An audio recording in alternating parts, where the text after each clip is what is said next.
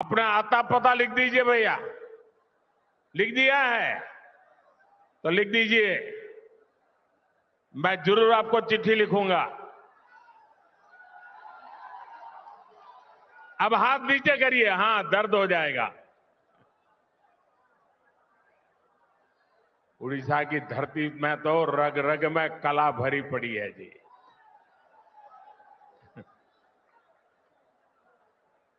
साथियों, बीते 10 वर्षों से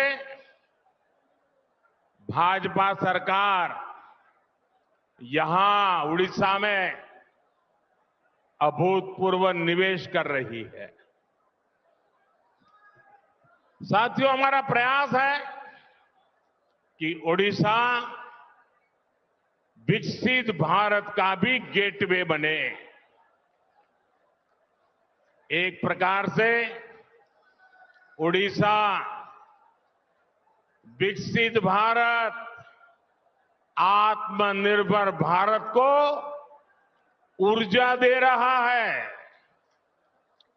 पाइप से घरों में सस्ती गैस देना हो, सीएनजी आधारित यातायात हो, गैस आधारित इंडस्ट्री हो, इसके बड़े उद्योग ओडिशा में लग रहे हैं।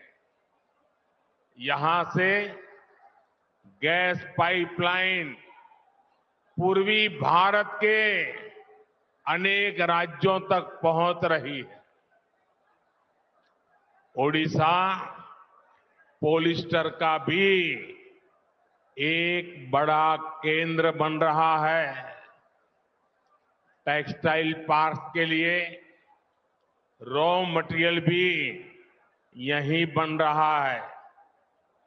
10 वर्षों में सिर्फ पेट्रोकेमिकल सेक्टर में ही ओडिशा में 2 लाख करोड़ रुपए से ज्यादा का निवेश हुआ है।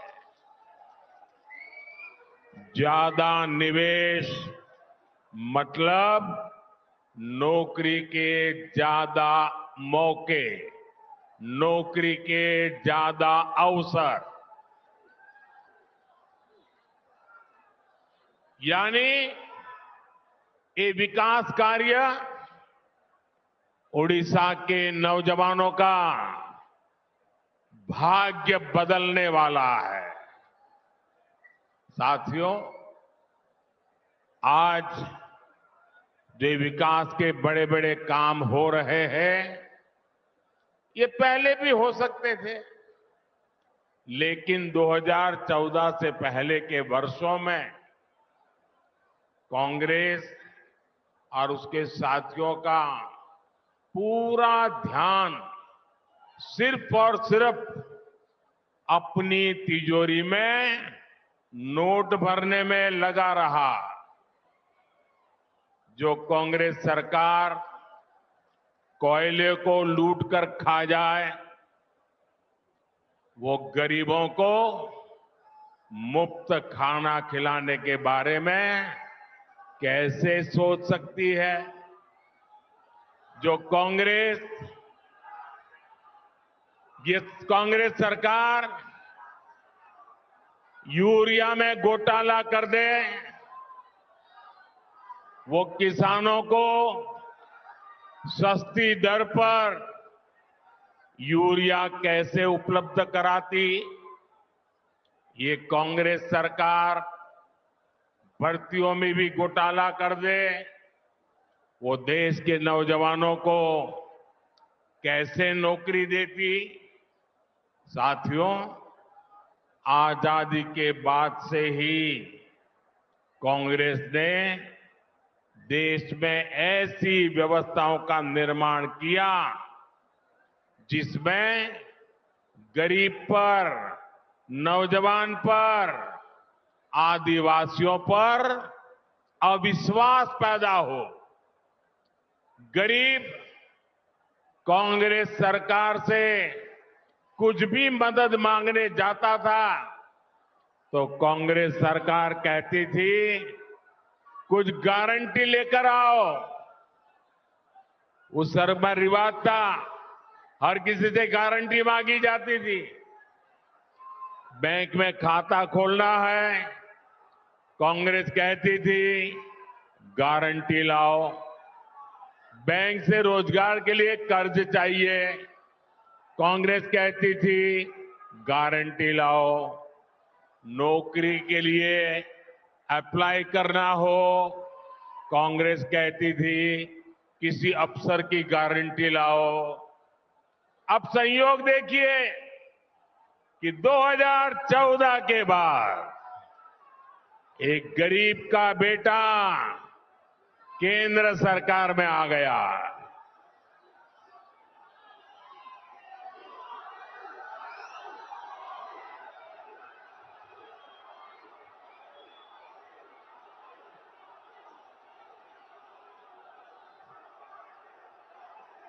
और जब एक गरीब का बेटा प्रधानमंत्री बना तो उसने कहा गरीब की सबसे बड़ी गारंटी मोदी बनेगा।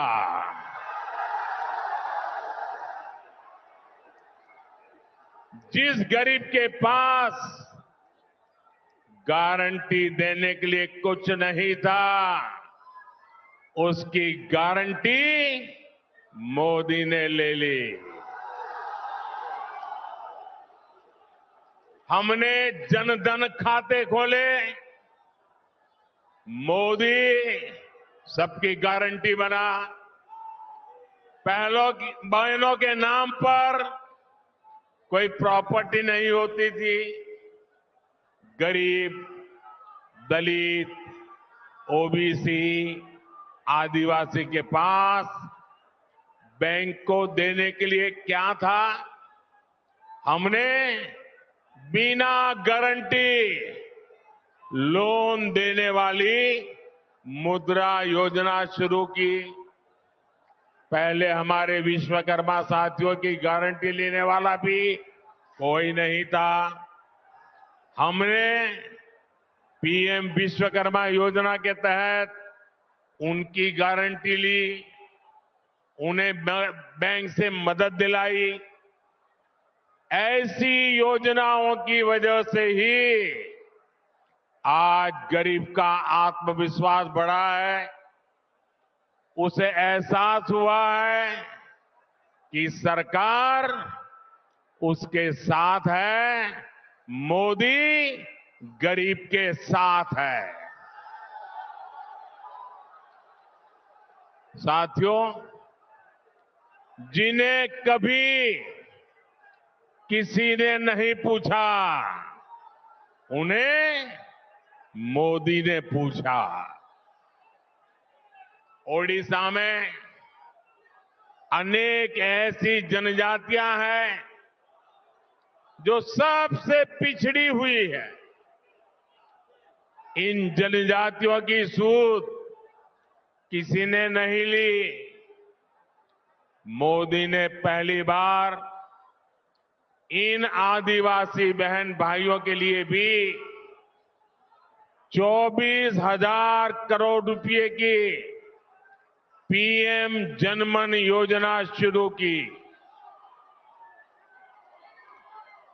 रेहड़ी, फुटपाथ, ठेले, यहां पर जो लोग काम करते हैं, इन काम करने वालों की परेशान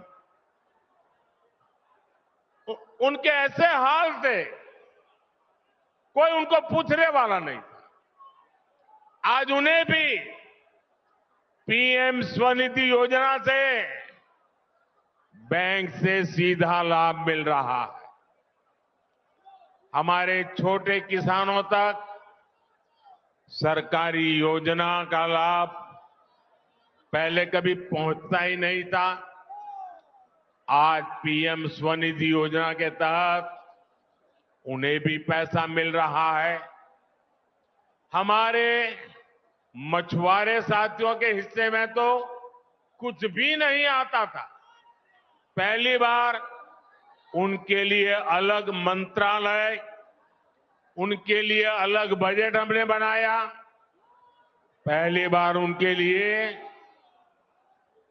पीएम मत्स्य संपदा योजना बनाई।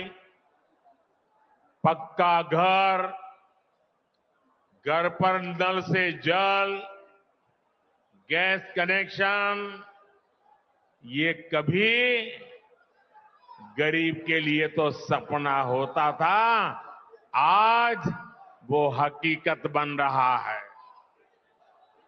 जब ऐसे काम होते हैं तभी लोग कहते हैं, जब ऐसे काम होते हैं तभी लोग कहते हैं कि जहां दूसरों से उम्मीद खत्म हो जाती है, वहां से मोदी की गारंटी शुरू होती है।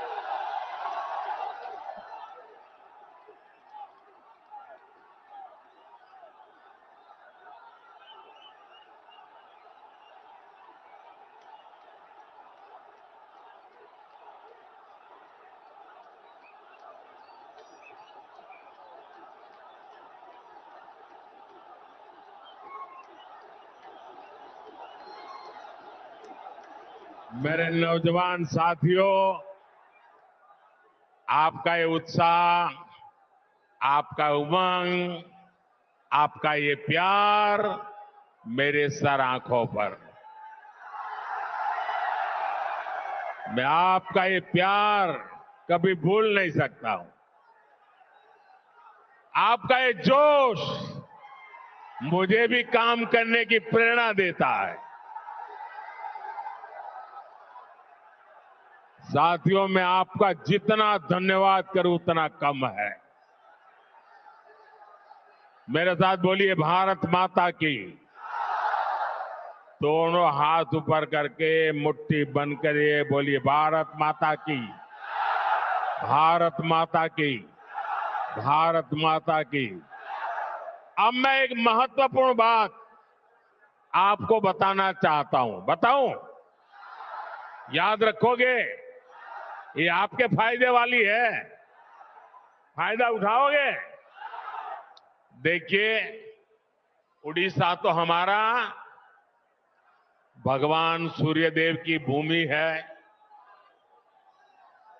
सूर्यदेव की प्रेरणा से ही मोदी ने देश को एक और गारंटी दी है। सुनिए, ये आपके काम की बात लेके आया हूं, और मोदी की गारंटी है मुफ्त बिजली देने की, जीरो बिल।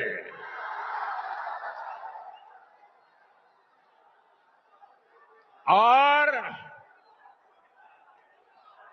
घर में मुफ्त बिजली तो आएगी, लेकिन ज्यादा बिजली पैदा होने पर बेच करके कमाई भी होगी।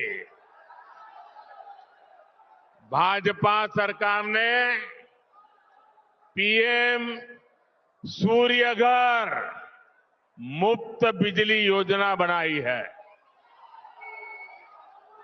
घर की छत पर सोलर पैनल लगाकर 300 यूनिट तक मुफ्त बिजली मिलेगी। हर परिवार अपनी जरूरत पूरी करके अतिरिक्त बिजली सरकार को बेच भी सकेगा। यही नहीं, हम किसानों को, अन्नदाता को भी ऊर्जादाता बना रहे हैं। वे भी खेत की मेड़ पर या खाली जमीन पर सोलर पैनल लगा सकते हैं। साथियों, मोदी भारत को विकसित बनाने का संकल्प ले रहा है, ताकि देश का हर परिवार, हर नौजवान का भविष्य समृद्ध हो। साथियों, आपका आपका जोश मुझे मंजूर है। अब आप इससे आगे तो आ नहीं सकते हो।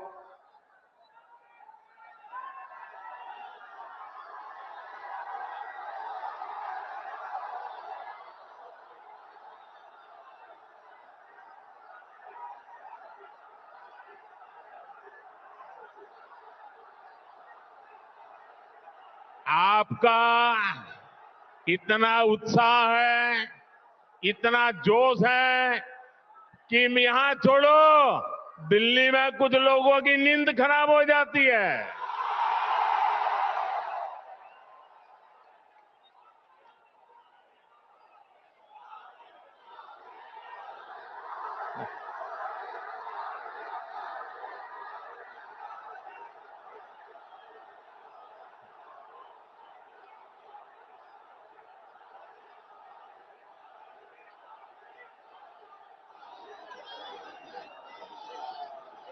आपके प्यार का कोई जवाब नहीं है दोस्तों।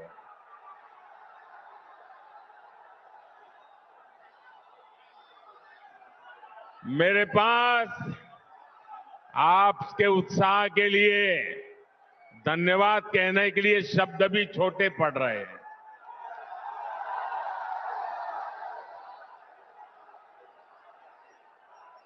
साथियों, कि भगवान जगन्नाथ की कृपा के बिना इतना प्यार किसी इंसान को नहीं मिल सकता।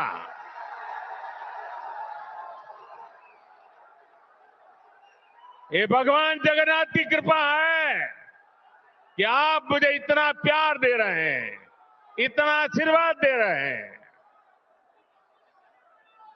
साथियों,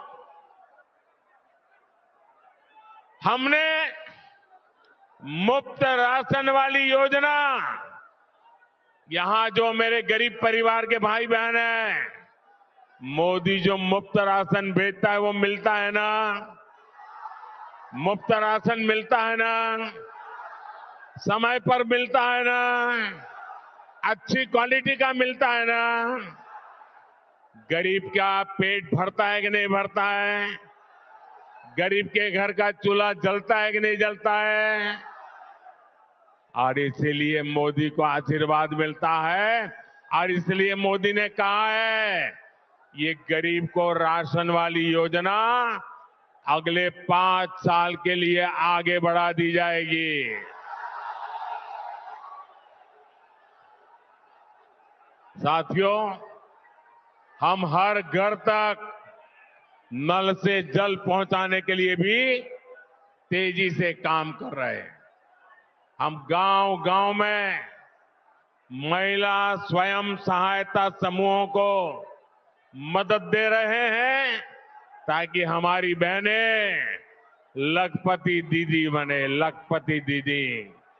मैं देश भर में 3 करोड़ लखपति दीदी बनाने के लिए काम कर रहा हूं।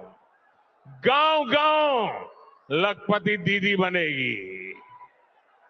लेकिन साथियों, इंडी गठबंधन के भ्रष्टाचारियों को ये पसंद नहीं आ रहा। इन लोगों के पास हमारे संकल्पों, हमारी सिद्धियां, हमारी नीति, हमारी निष्ठा के जवाब में कुछ नहीं है। इसलिए इंडी गठबंधन के लोगों ने अब मोदी पर हमले और बढ़ा दिए हैं। ये कह रहे हैं कि मोदी का परिवार नहीं है,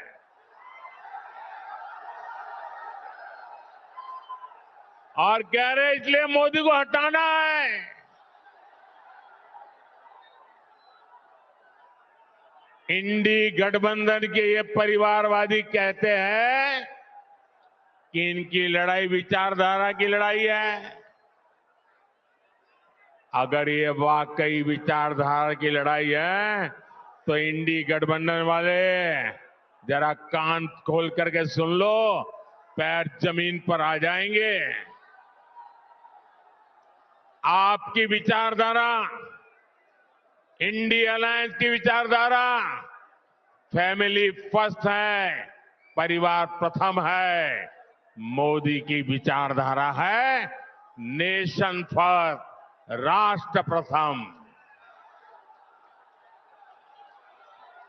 ये लोग सिर्फ अपने परिवार के लिए ही जीते हैं और मोदी भारत के हर परिवार के लिए खटता है, खपता है। ये परिवारवादी अपने बेटे, बेटियों, नाती, पोतों, भाई, भतीजों, उनके भविष्य के लिए, उनके फ्यूचर की सोचते हैं। ये इंडी गठबंधन भी इसीलिए बनाया गया है।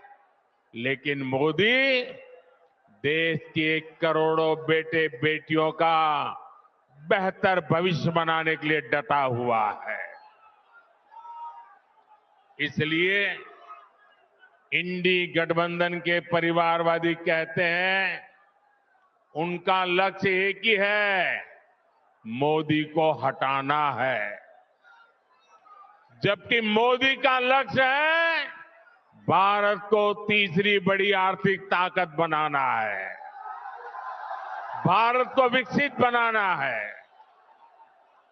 इन्होंने अपने बच्चों के लिए ही महल बनाए हैं, जबकि मोदी ने अपने गरीब से गरीब परिवार के बच्चों के लिए पक्के घर बनाए हैं। परिवारवादियों ने सत्ता में रहते हुए अपने परिवार की गरीबी हटाई है। मोदी के सेवा काल में 25 करोड़ परिवारजनों ने खुद को गरीबी से बाहर निकाला है। इसलिए मैं कहता हूं साथियों, इसलिए मैं कहता हूं मेरा भारत, मेरा परिवार।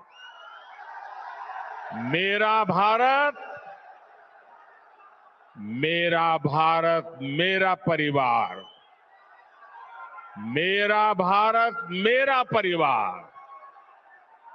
मेरा भारत, मेरा परिवार।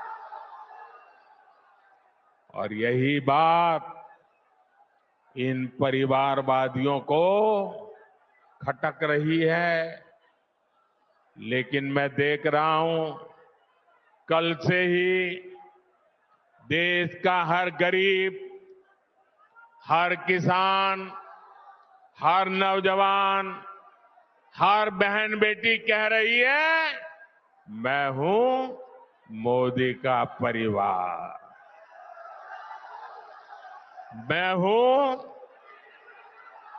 मैं हूं। आप मेरे साथ बोलिए मोदी परिवार। मोदी परिवार। मुझे विश्वास है कि भारत के हर परिवार को सशक्त करने के लिए आपका आशीर्वाद हमें लगातार मिलता रहेगा।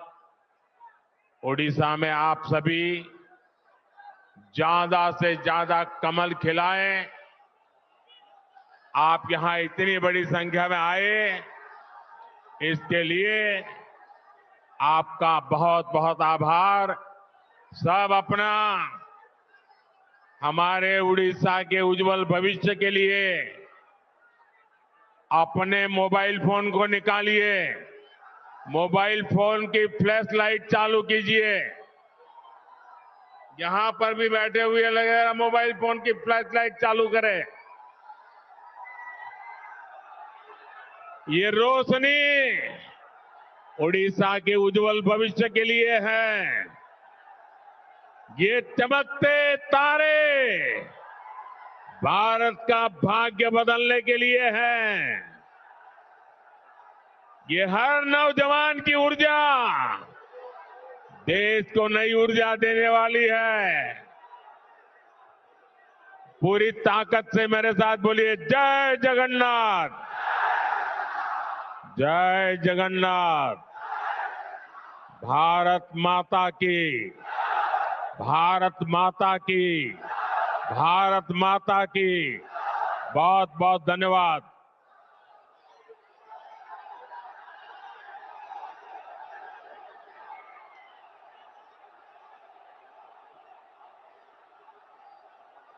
मां बिरजा पवित्र माटी प्रभु महाविना पवित्र माटी पदार्पण कर भारत वर्षर माननीय यशस्वी प्रधानमंत्री नरेंद्र मोदी जी आज जो मार्गदर्शन करिसेंती जाजपुर जिलावासी तरफ अजस्र कृतज्ञता और धन्यवाद ज्ञापन करने संगे संगे मान्यवर मंत्री धर्मेंद्र प्रधान एवं समस्त नेतृमंडली की कृतज्ञता और धन्यवाद ज्ञापन करुच्ची। आपण मानक सदैव उपस्थिति सांबादिक भाई मानकर सहयोग प्रशासनिक पदाधिकारी समस्त सहयोग पाई अजस्र कृतज्ञता और धन्यवाद ज्ञापन करने संगे संगे मुझे स्लोगान देवी आपण मैंने सहयोग करूँ। नरेंद्र मोदी आगे बढ़ो हम तुम्हारा साथ है, मोदी जी आगे बढ़ो हम तुम्हारा साथ है, मोदी जी आगे बढ़ो जाजपुर तुम्हारे साथ है, मोदी जी आगे बढ़ो। ओडिशा की चंडीखोल में विशाल जनसभा को संबोधित कर रहे थे प्रधानमंत्री नरेंद्र मोदी। अपने संबोधन में प्रधानमंत्री नरेंद्र मोदी ने बताया कि जो जनता का प्यार है यही मेरी प्रेरणा है और बदलते भारत की तस्वीर को बयां किया प्रधानमंत्री Narendra. Telangana, for instance, from just one MLA, which it had won in December 2018, it won as many as 4 Lok Sabha MPs. Now, none of those candidates would have really managed to win it on their own. In fact, both Kishan Reddy, the present state president, and Bandi Sanjay, the previous state president in Telangana, both of them had lost the assembly elections just 4 months before in 2018. Yet they actually registered. So what do you think is happening in Tamil Nadu? Because the problem in Tamil Nadu is very significant for the BJP, because not just is it up against a powerful local regional player in the form of the DMK, it's also up against Dravidian politics, where you have to rewrite the rules of Tamil Nadu politics for the BJP to be able to make inroads. Now, Annamalai is generating some traction. Do you think that could potentially yield in some electoral gains, or is this a battle that they're fighting really with an eye on the next assembly elections? One significant development which has taken place in Tamil Nadu, Rahul, is the fact that the AIDMK is no longer the kind of force it used to be before. And especially the Lok Sabha elections will be seen as a place where the AIDMK really has no national narrative to actually tell the people. So BJP starts off with an advantage. And if we have seen that Annamalai, under Annamalai's leadership, the BJP has been pretty strident in its criticism of the DMK government. So in fact, it has emerged, even with this very few MLAs, single-digit MLAs in the Tamil Nadu Assembly, it is the BJP which is the strident anti-DMK force in Tamil Nadu. So yes, expect an increase in their vote share, but whether it will be good enough to translate into seats, very difficult to say, very tall order at this point in time. The real test for the BJP will in fact come in the 2026 Assembly elections, where it will be tested whether it can really build on the strengths which it will get in the 2024 Lok Sabha election. Okay, Shehzad Poonawalla, respond to what Sudhir is saying, that yes, there is some purchase for the BJP in the southern states, especially in Telangana and to some extent in Tamil Nadu as well. But this still is a mission too big. So this is really with an eye on the 26 assembly elections or the 31 assembly election, where the BJP is over a longer curve trying to build a base. This is not so much about what happens in the Lok Sabha elections. Is the BJP in the south really playing the long game? First of all, Vanakkam, Namaskara to all your viewers, especially from the southern part of India. Let me first put this in context in 10 seconds and then make 3 quick points. First of all, we are not a party alien to South India. Even today, Rahul, when you, and because you're a man of facts and figures and data, and I watch PSC wholesomely, you will take out the number of Lok Sabha seats who have won maximum seats. It is the BJP which has maximum seats. You can argue that it is mostly from one state, but we have pan South India presence. We have presence in Kerala, more than Muslim League. We have presence in Karnataka, where we are leader of opposition. We have government in Puducherry. We have present in Tamil Nadu. We have present in Andhra Pradesh. We have present in Telangana, where we are a rising force. So we have pan South India presence. Now you have used a very beautiful word, Rahul. You said new template or something to that effect, new template of politics. Yes, Rahul, that is exactly what we are offering. And if I could sum it up, Rajdeep is missing. He loves my acronyms. But so far, the South India parties have offered a pact. Parivarvad, appeasement, corruption, tukde mindset, matlab vibhajan karo. Today we are offering VVV, Vikas, Virasat and Vishwas. And let me just give one point on each. Vikas, for instance, 95,000 crores was given to Tamil Nadu in the last 10 years of UPA. We have increased it to 2.5 lakh crores central projects. The money is being given. We are giving the ample amount of funds, which they crib about. But any data will show you that we are spending more, we are doing more central projects, and we are giving social welfare to the biggest extent there. Then Virasat, Sengol. Just 10 seconds. I request you 10 seconds. Sengol, a part of our Tamil culture which was relegated as a walking stick. Kashi Tamil Sangamam. Rahul, I request you, all the people who have visited Kashi, and there's such a connection of Kashi with Tamil Nadu. Parakram Maharaj ji had set up Tinakasi and Sivakasi. Today we are getting back to our cultural heritage. And Vishwas, the Vishwas with which Prime Minister Modi has approached his first visit in the new year was to southern part of the country. And therefore with the Vikas, Virasat and Vishwas, we are winning the people of Tamil Nadu and other states of South India. And we are making our mark because we want Viksit Rajniti, not Vibhajit Rajniti. We don't want to have Gandhi, it can be argued whether or not in this election the BJP will start picking up seats in a state like Tamil Nadu or Kerala. But what is very clear is that the BJP seems to have found some purchase and they are likely to increase their vote share. And given how the BJP usually operates, they're willing to play the long game. So they realize it may not immediately yield handsome electoral dividends, but they are heading quite decisively towards making deeper inroads in the southern peninsula than they've ever had. Look at the kind of rally the Prime Minister was able to do in Tamil Nadu and the kind of response he got. No, Rahul, this is just a presumption of the Honorable Prime Minister and the BJP spokesperson that they can make inroads into Tamil Nadu. See, at the outset, southern states have a history of rejecting BJP and its Hindutva politics. More specifically, states like Tamil Nadu and Kerala, which tops in the literacy ratio, rejects BJP outrightly because literacy increases the ability of rational thinking. Therefore, BJP and Prime Minister Modi cannot sell their Hindutva ideology in these states, even if he visits infinite times. Further, developed southern states are already under stress in their relationship with. एक school क्या है? 4 दीवारें और एक छत. छत टूट गई तो टूट गई. क्या फर्क पड़ता है? एक स्कूल कहलाता है उसके शिक्षकों से, विद्यार्थियों से और उसमें हर दिन की एक सीख से, नन्हे सपनों से. और इतिहास गवाह है कि सिर्फ एक इंसान के सपने देखने से पूरे देश को फर्क पड़ता है. हर माँ बाप का बच्चा पढ़े और हर बच्चे का सपना पूरा हो, इससे भी फर्क पड़ता है. मैं बड़ी होकर पुलिस में भर्ती होना चाहती हूँ. क्योंकि हमारे देश में सपना पूरा होने से बहुत फर्क पड़ता है. और फर्क है बस एक छत का. JSW स्टील ने रूफ टू ड्रीम अभियान की शुरुआत की साल 2018 में और तब से लेकर आज तक 150 से भी ज्यादा स्कूल्स को एक नई और मजबूत छत दी है. ये कोई मामूली छत नहीं, ये छत 20,000 से भी ज्यादा बच्चों के सपनों की छत है. JSW का मानना है कि हर सपने को छत मिले तो देश का भविष्य उज्जवल होगा और इससे हमें फर्क पड़ता है. Building roofs for every dream. JSW. Can you hear me? I hear you well. Go on, make your point. Don't sound confused. Yeah, so see, the developed southern states are already under stress in the relationship with the center. Ever since BJP came to power in 2014, it has systematically robbed the southern states of their fiscal rights to make them subservient to the center and the northern states. See, the 14th Finance Commission has recommended for 42% financial devolution to the states. However, in effect, Modi government provided only 20% to the states.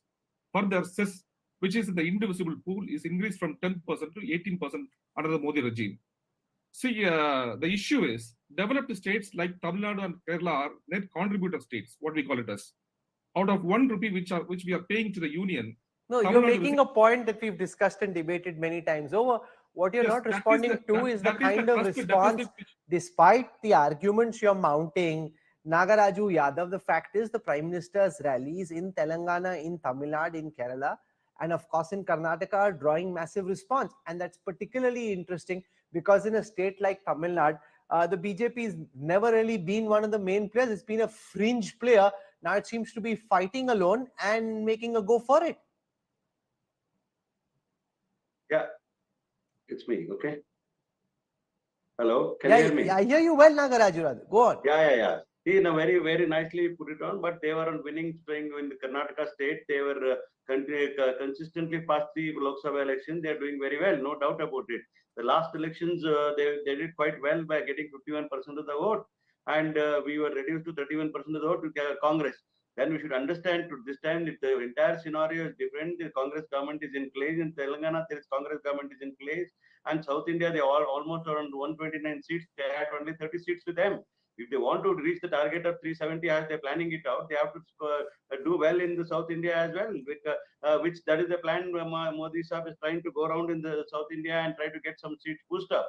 But that will not work out because there's complete divide created by the BJP by the tax devolution and the way they've treated the South Indian by not giving their legitimate right for what was entitled for a South India as such.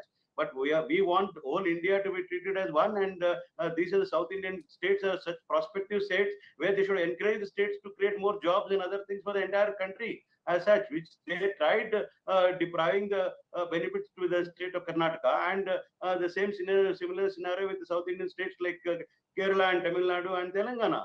Having said this, South India, it's very difficult to retain the 30 seats what they won last time. Definitely, they'll pay a huge tough fight with the regional Rajat parties and with Sethi, the Congress party. do you want to respond to in this? South India. The argument that the Congress spokesperson is making is far from being able to extend beyond 28. 29, the BJP might struggle because in Karnataka now you have a Congress government, and in Telangana there's a Congress government. Tamil Nadu and Kerala remain tough fights. Therefore, his argument is the BJP will struggle to retain what they got. Forget trying to increase this tally. Well, first of all, Vanakkam, Rahul. I'm speaking from Chennai, and I've been trying to track and understand what's happening in the state of Tamil Nadu. This will see a clash of titans of sorts in this state. It will be an election we have not seen any time before. What I sense is that Prime Minister is also going to spend much more number of days and rallies here in Tamil Nadu than he would perhaps do in UP also. So but do you think the BJP is constrained by the absence of a local party? Yes. If they had the AIDMK on top of the Prime Minister's popularity, it would have been a deadly combo. The BJP trying to go from being a rump to now being a major force, even if the AIDMK is coming down, is much tougher than if the two are fighting together. So, Rahul, AIDMK's strength is being undermined by national media. What I strongly believe is that it's a cadre-based party which still has deep pockets and deep roots into the state, and BJP, without having an alliance partner, it will not be able to come out with 39 prominent faces to go out and contest in these elections. So given Modi's popularity that exists in Tamil Nadu, it is at its all-time high. Not having an alliance partner and not being and burning your bridges with the AIDMK is going to cost them significant number of seats. The vision of 400 seats of NDA, the biggest hurdle is going to be Tamil Nadu. If you do not breach this hurdle and are not able to, post up numbers. Shehzad Poonawalla, do you concede that this is Rajat Sethi who's saying this, not Rajdeep, that if you had the AIDMK on your side, it would have been a much tougher battle. You would have done better. Do you concede that the absence of a local ally just makes this a far more long-term project than it otherwise would have been? Shehzad? First of all, we are not the ones who broke our relationship with the AI. Yes, can you hear me? I hear you well. Yeah, can I continue? Yeah, of course. But your local leaders were attacking them all the time, which is why at some point in time, EPS said, okay, I've had enough. Let me now answer. First of all, we have not attacked or we have not broken ties with ADMK. In fact, on 24th of February, it was us who have paid glorious tribute to Madam Jayalalitha ji in her memory and in her honor, because it was a Jan Jayanti. And in fact, let me also tell you that many of us were skeptical about BJP in many states like Tripura. Did anyone guess we would form government second time there? In Bengal, we had 2 MLAs, we came to 77. We had 1 or 2 MPs, we came to 18 MPs. So people have always undermined the BJP. Let me tell you what the BJP is doing right there. Alliances are one thing, but the second thing and the more important thing is, Rahul, that we are investing our heart and soul in all those areas which are areas of growth or potential for us, including East and South. And I request you do just one thing: take one day out, you and TS, and come any day unannounced and meet and go with Annamalai to the tours that he's going. I have seen physically and by myself that people on the road stop Annamalai in the middle and they tell him, sir, you are going to change politics. And we are offering that change. People of South are fed up with this dynastic politics, politics of attacking Hinduism, politics of attacking and playing this North-South divide card. They are tired and fed up, and we are offering a new template very honestly. So, and Sudhir, therefore, even in that, what do you make of the Annamalai phenomena? Just 10 The seconds. fact is that he is generating some purchase. A lot of his comments have been going viral, and because he's a bona fide Dravidian, he's a bona fide Tamil face, the BJP, despite being a party which is perceived in the South as being a Hindi language party, has found a vehicle to champion their cause in the South and especially in Tamil Nadu. Oh yes, that's what Annamalai has managed to bring to the table. And also earlier, during the Vajpayee era, the BJP unit in Tamil Nadu was essentially also seen as a Brahmin party. So it would only galvanize the votes in the Mylapore part of Chennai. With Annamalai, who is a Gounder, that's not happening. Obviously, he's able to attract people from different communities, different regions. But one point, adding to what Rajat said, yes, if they had the AIDMK in an alliance, obviously it would have been easy for them to find 39 formidable candidates in Tamil Nadu and 1 in Puducherry. But now they are investing in people. Like now, there may be a debate whether they are good enough, whether it's a TTV Dinakaran or an O Pannirselvan, and they're trying to kind of ensure that they are able to put up good enough candidates, at least in the southern part of Tamil Nadu, the Madurai and the southern part of Tamil Nadu belt, and whether they are able to make a dent there. For the BJP, Tamil Nadu and Kerala, both these states are for the long haul. It's not something where they're going to create magic in the next election. It is going to be a long drawn-out process. No, but is there still, according to you, a possibility of some kind of a truck with the AIDMK? I know that the BJP is keen. I know this in very good quarters that the BJP still wants it. It's the AIDMK which is worried that the BJP is eating into that turf, even though the BJP is saying aisa nahi hoga, but the AIDMK is saying, boss, we know what's going to happen. And therefore, they're warding the BJP off. Well, it is because of all the, poking that was being done from the BJP state leadership at the AIDMK, criticizing their leaders, which led to this breaking off by the AIDMK. The AIDMK and the BJP would be seen as more natural allies in Tamil Nadu. So you never know, is some kind of a patch-up could always happen. But the AIDMK does realize that in the short term, in the Lok Sabha elections, the BJP's vote share would essentially come from what would have otherwise gone into the AIDMK kitty. That is something which the AIDMK would be a little wary of. Rajat Sethi, is there still behind the scenes an effort for a rapprochement, or do you think it's too late now? I know the BJP is keen. You said you're in Tamil Nadu. What are you picking up there? Well, see, what everybody understands is that DMK is in very, very bad shape.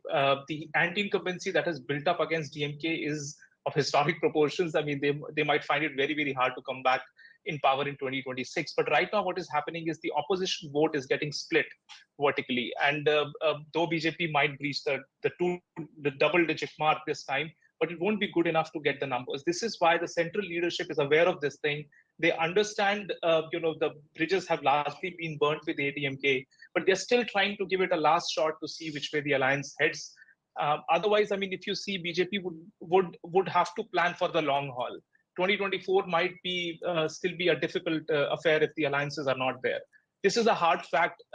All kudos to what Annamalai is trying to do, build up the party single-handedly. But BJP needs at least 40-50 Annamalais to be able to build up that base here in the state of Tamil Nadu. Have those many credible faces who can connect with the grassroots and with the public at large. Right now, they don't have, and this is where the 2024 story would. Gandhi, what are you making of the kind of traction that Annamalai is generating. BJP's never really had a leader in Tamil Nadu with the right caste credentials with any kind of mass popularity. He really has, whether you like it or not, accept it or not, emerged as a force in his own right. This is just an illusion that Annamalai is creating some kind of momentum. If it is true, Annamalai is creating such a momentum, then why Mr. Annamalai is not ready to contest in Tamil Nadu? He says he will take all the 40 seats, or Mr. L. Murugan says the BJP will sweep the elections. But L. Murugan also does not want to contest. Annamalai does not want to contest. They are running away from the contest.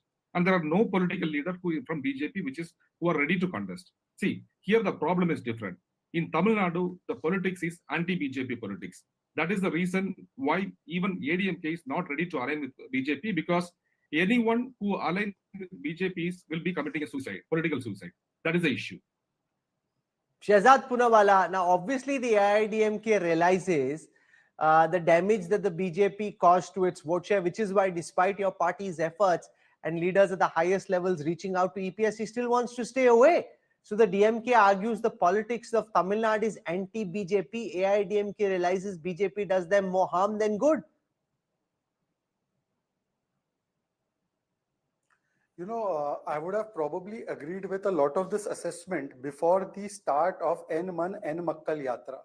And the N Man N Makkal Yatra has changed the political landscape of Tamil Nadu. Rahul, I was also there in Tamil Nadu, especially for the Yatra. Prime Minister was there for the culmination. It was inaugurated by Honorable Home Minister. That Yatra has done three things. A, it has created many mini Annamalais in every constituency. Two, it has taken our message of Modi ki guarantee to the last household.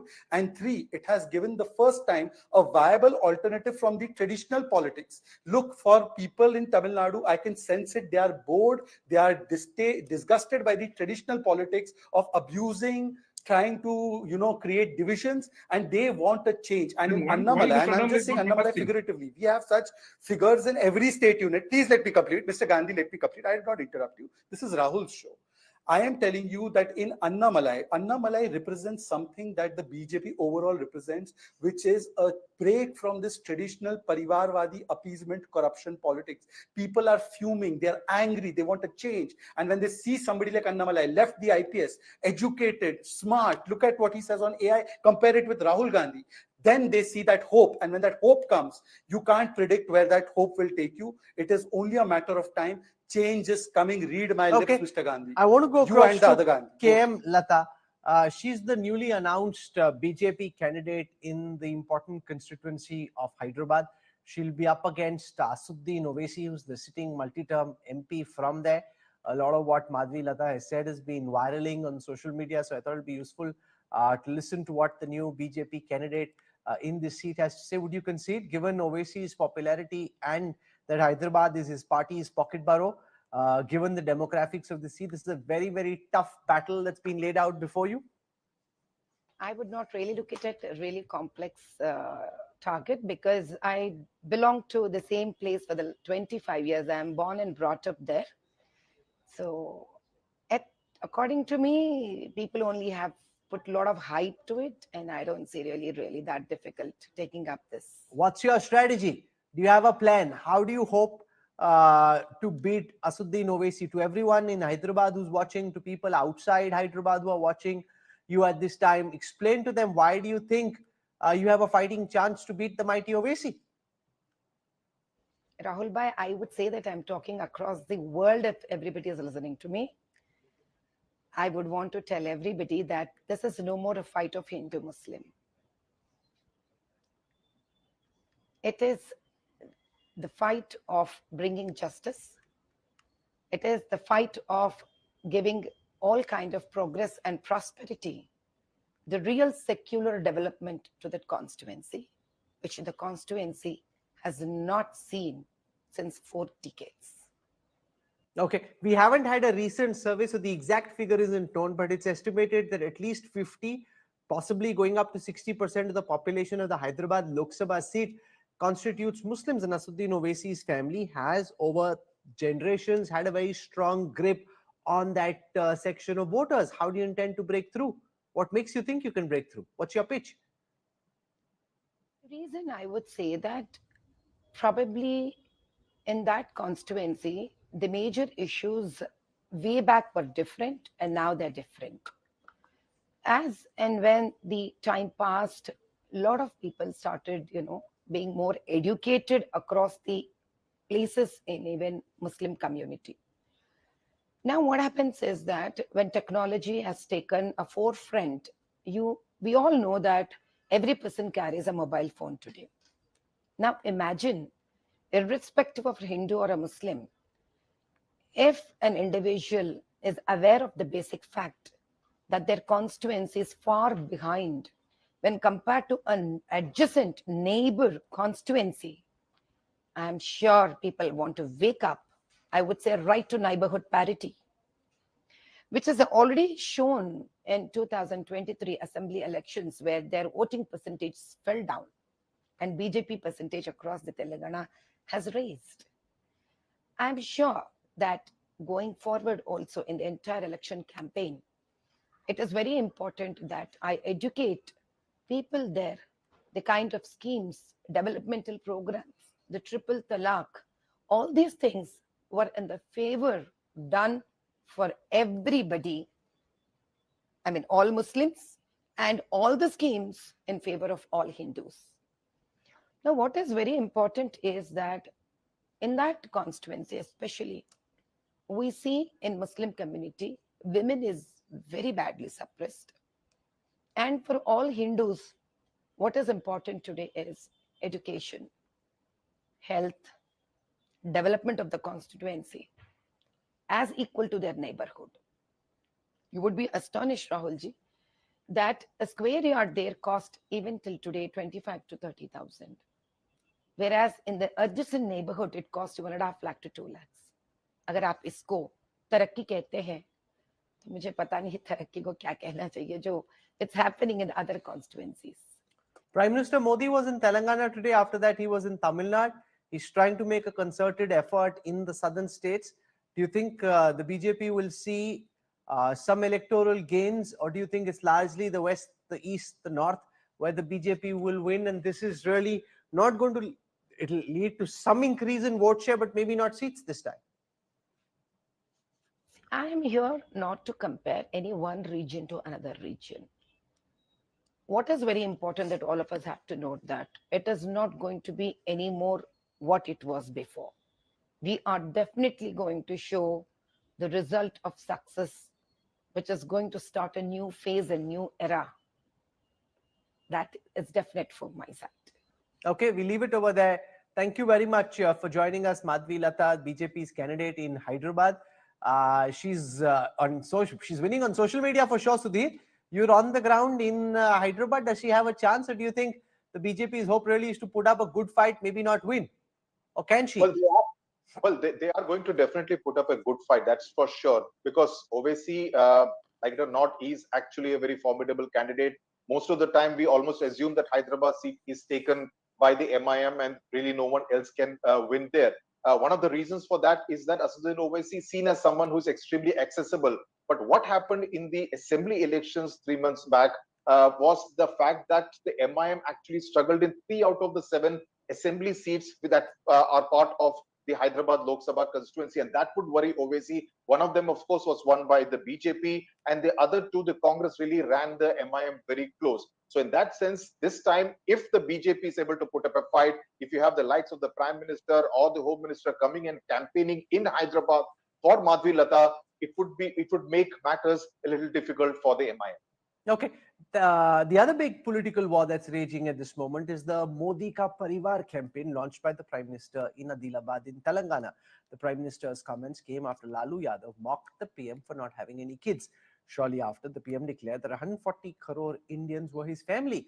Modi Ka Parivar has been trending on social media, with top BJP netas and union ministers adding Modi Ka Parivar to their profile. Modi! Modi!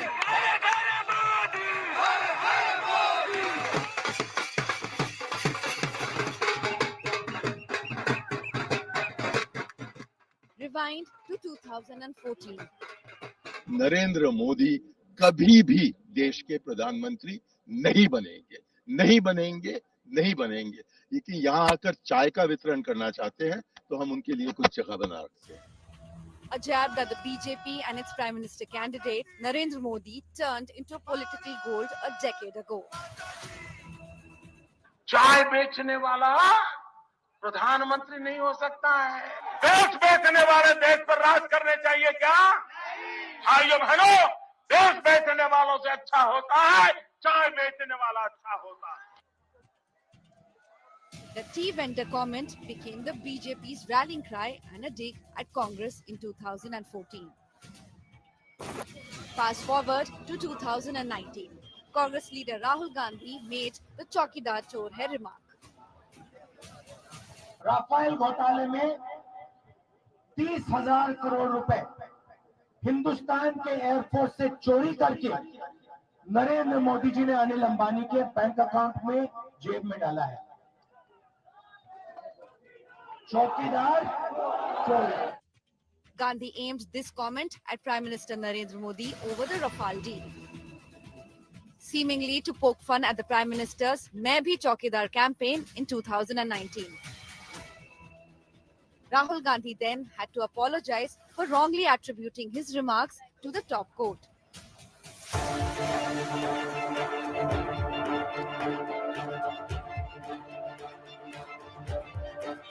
Now, in 2024, with elections looming, RJD leader Lalu Yadav launches a personal attack, saying that Prime Minister lacks a family. Modi क्या है? मोदी कोई चीज है? ये नरेंद्र मोदी आजकल परिवारवाद पर हमला कर रहे हैं। अरे भाई तुम बताओ ना कि तुमको क्यों परिवार में कोई संतान नहीं तुमको हुआ, बताओ। Prime Minister Modi hits back swiftly and forcefully, declaring the entire nation as his family. देश के कोटि-कोटि लोग मुझे अपना